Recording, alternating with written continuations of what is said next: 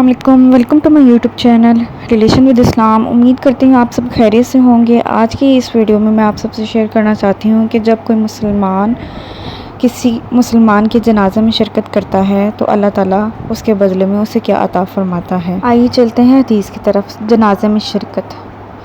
نبی کریم صلی اللہ علیہ وسلم نے فرمایا، جو کوئی ایمان رکھ کر اور ثواب کی نیت سے کسی مسلمان کے جنازے کے ساتھ جائے اور نماز اور دفن سے فراغت ہونے تک اس کے ساتھ رہے تو وہ 2 قرات ثواب لے کر لوٹے گا۔ ہر قرات اتنا بڑا ہوگا جیسے احد کا پہاڑ۔